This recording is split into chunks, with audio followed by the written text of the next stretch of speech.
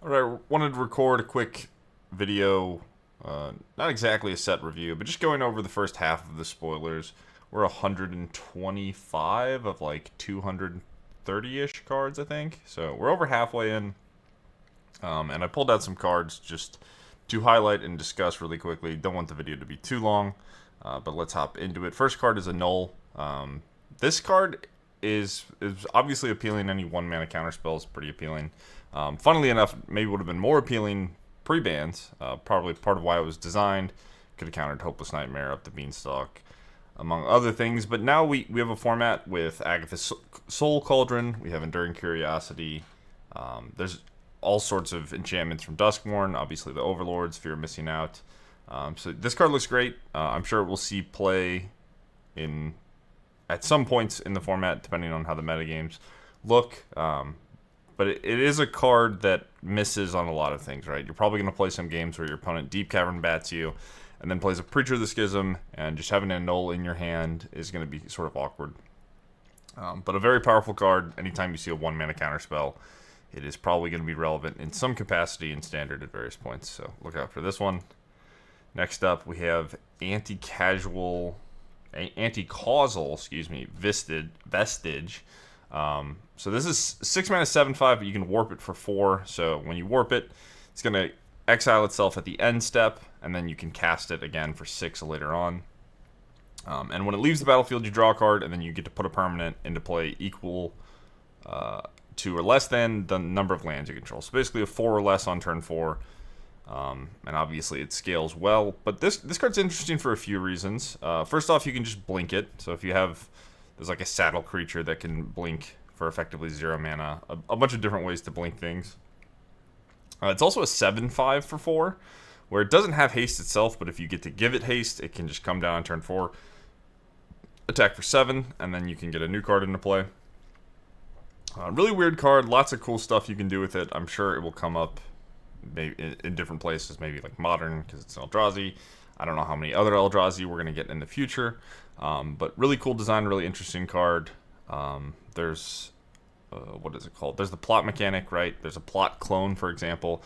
On turn 3, you can plot the clone. Turn 4, you can play this as 7/5, then you can clone it. Now you have a 7/5 that's going to stay in play. This one will go away. You can put in a new clone. That clone can clone the 7/5. Now you just have 2 7/5s on turn 4. And when they die, you get to put things in your hand, from your hand into play. So really interesting card, lots of ways to use it. Excited to mess with this one. And it's colorless, so it can go anywhere. Next, we have Arch Enemy's Charm. I love a charm, who doesn't? Triple black, exile target creature or planeswalker. Return 1 or 2 creatures and or planeswalkers from your graveyard to your hand. And then put 2 1/1 counters on a creature. Gains lifelink until end of turn. So none of these modes are particularly powerful for 3 mana, but having a card that is just... It's almost never going to be bad, right? It's always going to be the best version of itself because you get to choose. You have a mode that is sort of anti-aggro with the lifelink. You have a mode that is anti-removal with pick up 2 of the things that you use your removal on. And then you have a mode that is anti-permanent by getting to exile, super important against things like Enduring Curiosity. But exile a creature or a planeswalker. So this is going to answer Kaito and Enduring Curiosity, and also if you're playing against someone that just keeps casting Day of Judgment, you can use it to get back your cards. If you play against Mono Red, all of a sudden you can just make your 4/4 6/6 lifelink. Everyone knows how important that is with Gix's command. Really appealing card, very interesting, incredibly limiting by how restrictive the mana cost is. But I love this design, and I think it'll probably see play. Like I think there's enough good black cards for sure. Next we have, I'm sorry if I'm going to say these names wrong, Esteli Reclaimer, sure. Angel Warrior, 5 mana, 5/4 flying. When it enters, return non-creature, non-land permanent, mana value X or less from your graveyard to the battlefield, where X is the amount of mana spent to cast this creature. So if you cast it for 5, you get a 5 or less. If you warp it for 3, you get a 3 or less. I don't know exactly how to use this. Again, the blinking things come up. But it looks like a solid grindy card. Interesting. Can be kind of cool. Maybe in something like a Pixie deck, you could potentially play it where you're sacrificing your moment. Whatever, the Speed Edict. I can't remember the name of it. Not good at names. But Really cool card. I don't know if this one will actually end up seeing play, but a lot of interesting things you can do, and the warp mechanic makes cards appealing for all sorts of different reasons. So throw this one on the list. Biomechan Engineer, probably. This card I don't think is particularly exciting, but I do want to highlight how Lander tokens work with Enigma Jewel, which is sort of like a Soul Ring. It's a 1 blue artifact that gives you 2 mana for not casting spells, so you get to use it for activated abilities, basically. So if you play a turn 1 Enigma Jewel, you could play this, sacrifice your Lander, ramp, and then you can use 2 of the mana for the mode that draws 2 cards and makes it 2/2. I don't think this card's necessarily going to see constructed play, but there's a lot of different things with Lander tokens going on. And I think having more artifacts that work with Enigma Jewel is never going to be bad for the card, and the card is obviously very powerful. So keep a lookout for that card at least. Biotech Specialist. 2 mana 1/3. When it enters, you get a Lander token. Again, Lander tokens can be relevant. Typically, these sort of like free artifact tokens end up mattering, whether it's treasures or maps, Lander tokens, clues, all those sorts of things. And then whenever you sacrifice an artifact, it deals 2 damage to target opponent. So minor thing, but it commits a crime. That's obviously nice. It enables itself by you get the rampant growth, and then you get to deal 2. But it can get out of hand. Like if you can set up a big board where you have like 5 artifacts, and then you just have a way to sacrifice them, you can just deal 10 to your opponent. There's lots of weird things you can do, sort of Cauldron, familiar, adjacent things in all sorts of different formats. I don't know exactly where I want to put this card, but it seems like something worth considering. And it is like a value 2-drop. It blocks decently. It makes a Lander token. It has a relevant ability. So I'm not overly excited about this one, but there's some cool things you could do, like I said. I think it's Legion Extruder is the name. But moving on. Cosmogrand Zenith. So this is a 3 mana 2/4 human, notably that makes humans. Whenever you cast your second spell, you can either get 2 1/1 humans or put a 1/1 counter on each of your creatures. So this works really well with the plot mechanic. You can play a plot 2-drop, then play this, play the plot card. One of the plot 2-drops just gives a thing haste, so you can make this a 3/5 haste, make your 1/1s. Next turn, play 2 more spells, grow your board, attack for 1,000,000 damage. So we saw cards like this in Dragons of Tarkir. I don't think any of them were too impressive, except for, of course, Kori Steelcutter, which got banned. But there are some 3 mana creatures that sort of work in a similar way. All that being said, this card is well statted. It looks decent. I wouldn't be surprised if it saw play, but I'm a little bit weary. Very cool design. Maybe it's worth playing in formats with more 0 mana spells. But yeah, you could also look out for it in humans decks. But this one's not beating Adeline, obviously. It's a little bit conditional, but the 4 toughness stat line is very relevant. Okay, next up we have Elegy Acolyte. Elegy, probably? Acolyte. 4 mana, 4/4 lifelink. When 1 or more creatures you control deal combat damage to a player, you draw a card and lose a life. So this is like a capped Gix. Gix was not 1 or more, it was just the amount of creatures that dealt damage. You could draw a card and lose a life. So you're only going to get 1, but it does more. So we have Void at the beginning of your end step. If a non-land permanent left the battlefield this turn, or a spell was warped this turn, create a 2/2 robot. So yeah, you have a 4 mana 4/4 lifelink, which, I mean, that's already very relevant if your life total matters in a matchup, which oftentimes it does. This thing is going to be hard to attack into, and you know, if you can answer their threats and this can attack cleanly, there's a lot of value to be done. It also heavily incentivizes your opponent to just trade with the board. So if you have a good creature that's in play that can trade with their creatures, and you're attacking, if they don't block, you just get a free card. So then they just want to trade, and obviously the Void ability means that your creature is going to get replaced by a new 2/2.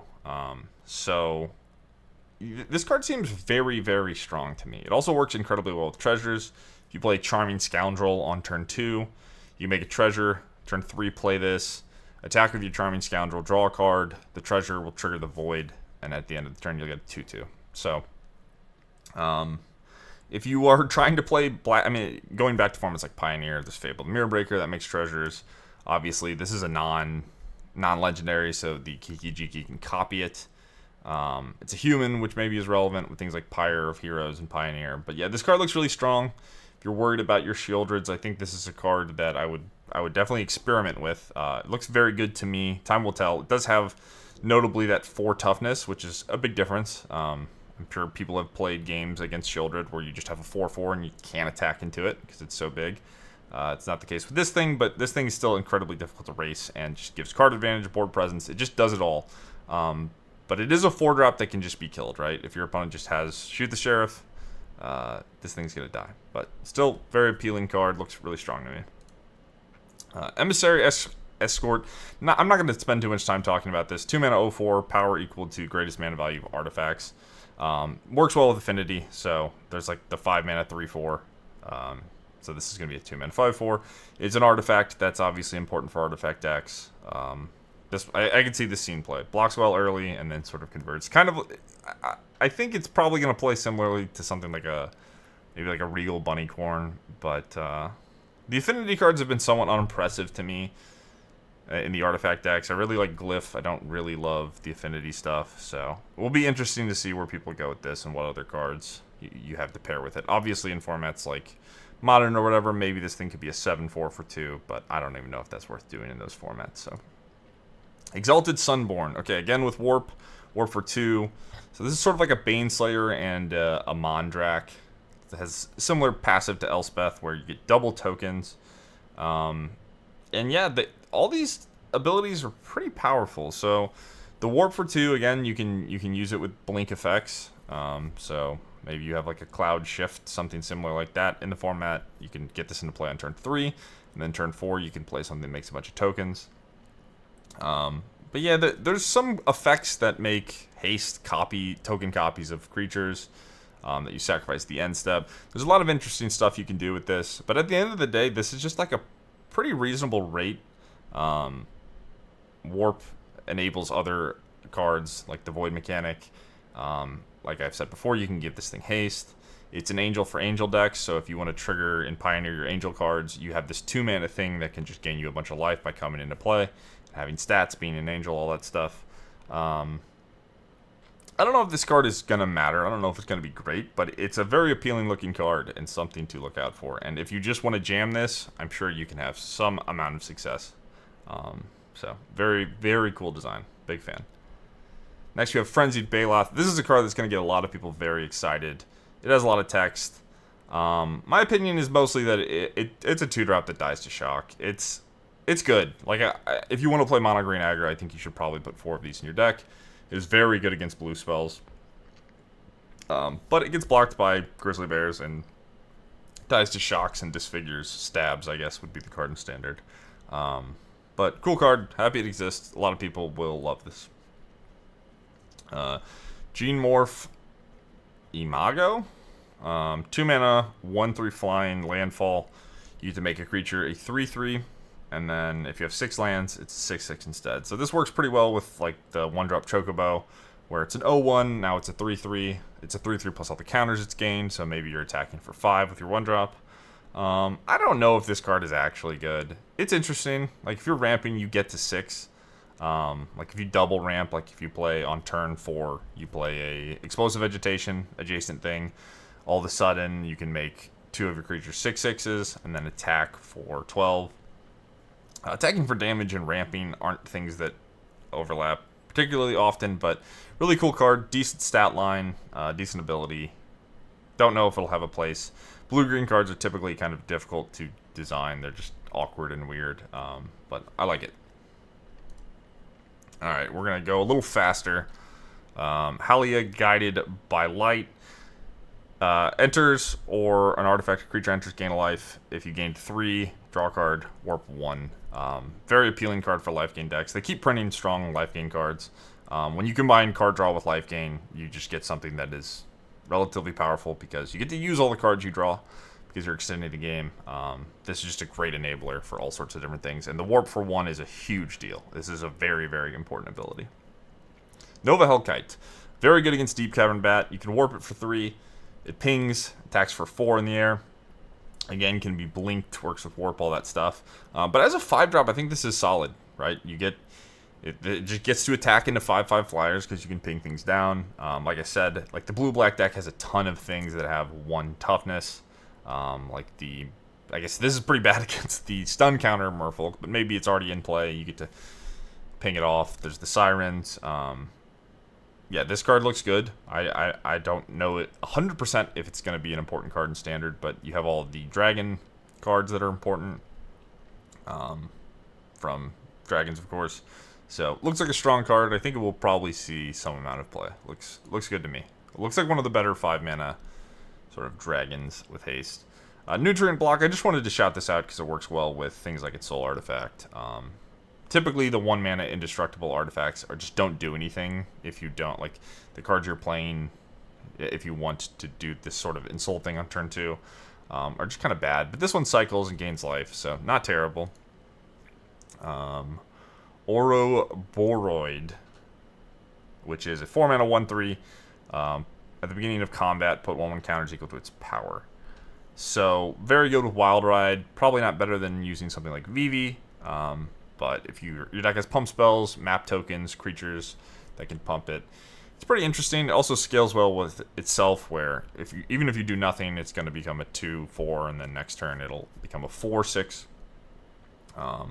But it is a 4-mana 1/3 that's just going to die to a lot of removal. Probably not a great card, but I don't know. I mean, I could see losing games. This card will be disgusting and limited, but that's not really what we're talking about. Very cool design. Potentially strong card, but I kind of not going to hold my breath. Next, we have Plasma Bolt. It's a sorcery speed shock, not very good, but if you trigger Void, it gets to deal 3. So, sorcery speed Bolt is, I think, obviously a standard playable level card. Sorcery speed shock is probably not, but I could see this in red decks. I could see it. I could maybe even see it in Pioneer. I think it's just too bad to have a sorcery speed removal spell in a format like Pioneer, but it does give you reach. Sometimes you want to be able to just turn your removal into burn against something like Lotus Field or whatever. Plays well with treasures again. Cool card. I don't know. This card's probably going to get some people very excited. I think it's fine. Looks decent. Possibility Technician. Okay, Kavu. 3-mana, 3/3. Kavu Artificer. So this is a card for the Kavu archetype. When this creature or another Kavu enters, exile top card. As long as that card is in exile, you can play it if you have a Kavu, and there's Warp 2. So this is not gated in any way. A lot of times you'll see things say once per turn, you can only play one of those cards per turn. But you can kind of just keep doing stuff. So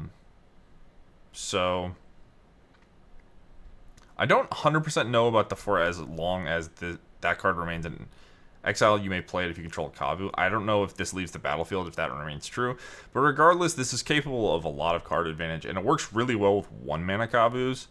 If I had to guess, there probably won't be many 1-mana Kavus in this set. But if there is, and you just get to jam them and sort of redraw, use this like a Glimpse of Nature. Interesting card. Relatively appealing. Kind of fragile. 3-mana 3/3 is not too great. But yeah, it seems solid. Definitely worth talking about. Quantum Riddler. Another warp for 2. So again, works with the blink stuff. 5-mana 4/6 flying. When it enters, draw a card. And if you have 1 or fewer cards, and you would draw 1 or more cards, you draw that many +1. So if I have 1 card in hand, or excuse me, as long as you have 1 or fewer cards, yeah, okay. So if I have 1 card in hand, I get to draw 2, basically. So solid stat line. It's a big flyer. 6 toughness is a lot. Replaces itself. Interesting card. I don't know exactly where you would want this effect. But again, as I continue to talk about warp cards, they're very appealing. And there's a lot of different reasons to play with them in different ways. And this does stuff, right? Like, sorcery speed, it's kind of like a weird think twice creature where, like, you just get to draw a card on turn 2. Is that worth it? Is it worth spending your mana doing that? Is this a card that a control deck would even want? It's kind of this like sorcery speed thing. I don't know. But it is a relatively appealing looking grindy card. Wouldn't be surprised if this saw no play. But definitely a card I would like to try to play with just to see how good it is, because I wouldn't be surprised if it overperformed. Scout for Survivors. 3 mana, return up to 3 target creature cards with total mana value 3 or less from your graveyard to the battlefield, so you can get 3 1s or a 1 and a 2 or a 3. and then put a 1/1 counter on each of them. So ideally, you're getting a bunch of 1-drops back. So maybe in like a Gorehound deck, you're milling yourself. You play this, you get back 3 creatures, trigger your Gorehound more, make your board bigger. There's a lot of effects like this that already exist. There's like Lively Dirge, Raise the Past. But I wanted to note this one because it's interesting. And maybe it's something that you just want in your +1/+1 counter deck. I don't know what all +1/+1 counter synergies will exist. But definitely something that seems playable and worth keeping an eye out for. Very cool card. Sunset Saboteur. 2 mana, 4/1 menace. Ward, discard a card. Whenever this creature attacks, put a +1/+1 counter on target creature and opponent controls. So yeah, this card's interesting. If your opponent doesn't have creatures in their deck, well, very good. It has 1 toughness, so it's always going to die to basically anything. And if your opponent is playing a creature deck, well, you're a black deck, so hopefully you can answer most of the things they do, and you get to choose the creature. So this card looks weird. The stat lines don't look great, but when you add everything together, like the 1 toughness stops mattering as much because the ward, the 1 toughness stops mattering as much because the menace. Giving your opponent's creatures counters is again awkward, but you can kind of stack all the counters on one thing. Even if you have 1 removal spell, you can just do it multiple times, and then just blow up the creature. So I would not be surprised if this card was actually playable. It doesn't really look like typically a card that looks like this doesn't look like a good Magic card, but it's got some things going for it. And I would not be surprised if I just got annihilated by this card in a game of Magic. So next we have Sunstar Chaplain. 2 mana, 3/2. At the beginning of your end step, if you control 2 or more tapped creatures, put a 1/1 counter on target creature you control. Pay 2, remove a +1/+1 counter from a creature, tap target artifact or creature. So I'm not super excited about this card. This card I think just got spoiled. It's sort of hard for me to tell. But like, if you are being aggressive, if you are beating down, this does snowball decently well, where it's kind of a 4/3 for 2 if you get to attack with 2 creatures. That's a relevant ability, like removing the counter to just make it so your opponent, like, you don't have to chump attack into big creatures is good. I don't know in practice how often this is really going to trigger. It's not that good of a standalone card, but it plays well with the station mechanic and vehicles, so maybe it's worth playing. It might be better than it looks, but 2 mana, 3/2 is not that exciting to me. And if your opponent just kills your first 2 threats, this thing's not going to do all that much. So, all right, now we've got an exciting one. Tezzeret, Cruel Captain. There's a lot going on with this card, and I don't think I have to talk about it too much because I think it's very clearly powerful. But let's read it. 3 mana, 4 loyalty. Passive, when an artifact enters your control, gets a loyalty counter, and then 0, untap artifact creature. If it's a creature, get a 1/1 counter. -3, search for an artifact, mana value 1 or less. And then -7, you get an emblem with, at the beginning of combat on your turn, put 3 counters on an artifact. If it's not a creature, it becomes a creature. So, the first thing I want to talk about is how quickly this passive can trigger, depending on the format and the deck that you're playing. One of the main thing that came to mind when I saw this was just being able to tutor up extra Witch's Ovens in Pioneer. So if I have turn 1 Gilded Goose, turn 2 Tezzeret, I'm going to -3 it. I'm going to get a Witch's Oven. Next turn, I can play my Cauldron Familiar, play my Witch's Oven. It goes up a loyalty counter. I sack my Cauldron Familiar. I make an artifact, goes up a loyalty counter. And then you can see how you could do other things. Like before all that happens, you could cast a Gilded Goose. You could play anything that's going to make another artifact. Now all of a sudden it's back to 4 loyalty. You can -3 it, get another Cauldron, and then next turn you're going to do the same thing where you get even an additional 2 loyalty. So it seems pretty easy to ult this. It can tutor up Pithy Needle. It can tutor up all sorts of answers. You can get like Hangerback Walker or Market Back Walker, and then the 0 can put 1/1 counters on the Market Back or Hangerback Walker. And then you can use your Witch's Oven to sack those things to draw cards or make 1/1s. The Hangerback 1/1s will then give it more loyalty. So you can see how this card's really powerful. It's also kind of like a fixed Karn, where it does, like I said, I mentioned Pithy Needle. You can get Soul Guide Lantern, Ghost Vacuum. It is sort of like a card that lets you main deck a bunch of Graveyard Hate and have all sorts of different toolbox access, and it's colorless, so it could go anywhere. But looks like a very, very strong card to me. I specifically think about most things from new sets in the context of Standard and Pioneer. I'm sure this will be incredible in like Legacy, Vintage, all that stuff, Modern. But yeah, very strong card. I don't think I need to talk about it too much. Okay, next we have the Dominion Bracelet. So this card's really weird. It's kind of a Mindslaver. So it's an equipment. You can get it with Cloud. That's obviously relevant. 2 mana to play, 1 to equip. And then equip creature gets +1/+1, and then 15 to exile it. And you get a Mindslaver, so you take your opponent's next turn. And it costs X less, where X is the creature's power. So there's like a 2 mana 8/8. There's like some Dimir thing. There's a lot of weird things in the format. I don't think this card will be playable, but it is interesting. It can be tutored by Cloud. Maybe you have other equipments in your deck that are just really good at making your things big. There's like dinosaurs. There's like a 3 mana 6/6. There's all sorts of big things you could do. And in sort of weird grindy matchups, maybe this is a card that would be appealing to have access to, where your opponent sweepers you and you play a big thing and then you equip it. If they can't answer it, you get to Mindslaver them and whatever. Mess up all their stuff. Probably not a good card, but it is an equipment, which makes it a little bit more appealing. Timeline Color. This is one of my favorite cards. Very simple, very elegant. Great use of the warp mechanic. 2 mana 2/2 haste. You may cast this card from your graveyard using its warp ability. Typically, you obviously can't do that. And then you can warp for a black, pay 2 life. So on turn 1, I can play this, attack you, and then it gets exiled. And then I can play it on turn 2 and attack you just by spending 2 mana. But one of the most important things about this card, in my opinion, is that it can block. So typically, when you have these sort of resilient threats that are hasty, they have this downside of like, well, if you could race me, it doesn't really matter that my cards. It gives me inevitability. It's sort of everlasting. It's just going to keep coming back. But yeah, this can block. So that is a very relevant thing. It's double black pip for things like Devotion and Pioneer. I don't know if Drix is going to be like an archetype, sort of like Kavu's. But it looks strong. It's sort of narrow because it's double black. But I don't know if this is the exact thing Magic is about in 2025. But cool card. Excited to try it. Next, you have Umbral Collar Zealot. 2 mana 3/2, and then you can sack creatures or artifacts to surveil 1.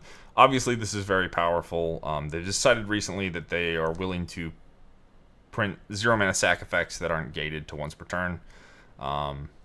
This is that. Very good to raise the past. I don't think there's too much to talk about here. This is obviously a powerful card. One note I'll make is it's similar to Gorehound, but it doesn't trigger Gorehound because it has 3 power. I don't think that's hugely relevant. But yeah, it's a human as well and a cleric. So very good card. Next we have Weft Walking. 6 mana enchantment. When it enters, if you cast it, so you can't reanimate it, shuffle your hand and graveyard in your library, draw 7 cards. The first spell each player casts during each of their turns may be cast without paying its mana cost. So your opponent gets the first crack at the free spell. But if you're playing this on turn 6, most people have probably deployed most of the cards in their hand. And you have the advantage of you have 7 cards. They have however many cards they have. So I don't know. I doubt that this card is playable. It is very interesting. Having a 6 mana draw 7 is not great. It's not the end of the world. But the fact that you get a free spell if you untap with this is a really big deal. And most competitive constructed Magic decks are going to end their curve around 4 or 5. So they'll probably be able to just cast whatever they have in their hand with their 5 or 6 mana that they have at the point in time. So I don't know. If you're ramping, this card seems relatively appealing. Maybe you got 10 drops in your deck. Maybe you're doing some crazy stuff. But it is a bit scary. But you typically, let me read it one more time to make sure. Shuffle your hand. Yeah, so typically these are symmetrical where both players get to draw 7, kind of like a Wheel of Fortune effect. But this is just you. So I don't know about this one. There are some ways to make enchantments cheaper. I think there's a glimmer in the format. But I don't know. Like, this looks like a card that's kind of like bad and not worth playing. But this one's interesting and somewhat appealing to me. So time will tell. Next we have Tragic Trajectory. Again, a sorcery speed, 1 mana removal. That's probably fair for a standard power level card. But it's a Disfigure -2/2, and then if you avoid, it's -10/10. So similar to like a Tragic Slip or like a Fatal Push. But if you warp or if a permanent left the battlefield, then you get the upgrade. So getting to kill basically anything for 1 mana is very appealing. And it still is going to be able to answer early threats. So I think this card is strong. I think this card will probably see play. It does have the downside of being sorcery. I don't know if that matters because it's so cheap. And just getting to deal with like a 4-drop or a 5-drop, something like that for 1 mana potentially is really good. So I'm a fan of this one. I think this card is probably very playable. And finally, we have all the Shocklands. So I encourage you to just like go on some spoiler website to understand it. The way the Shocklands are is kind of weird. There is 2 allied and 3 enemy, so they're not really symmetrical, which is kind of awkward considering the fast lands in the format. So there's 5 allied fast lands, and now there's going to be 3 Shocklands to pair with them. So the mana is very uneven across archetypes. So like I said, I encourage you to kind of study them and understand them. But the main thing I want to talk about with the Shocklands is how well they play with Verges. It's like your mana gets to be very good. When we have the full cycle of Shocklands, if you have 10 Shocklands and 10 Verges, like if your mana base is 24 of Shocklands / Verges, you can have every single land from turn 1 to turn 10 come to play untapped if you want to, and still have a decent amount of access to all the different colors. Because once you have 1 Shockland, if you're playing a 3-color deck, it'll unlock all of your Verges.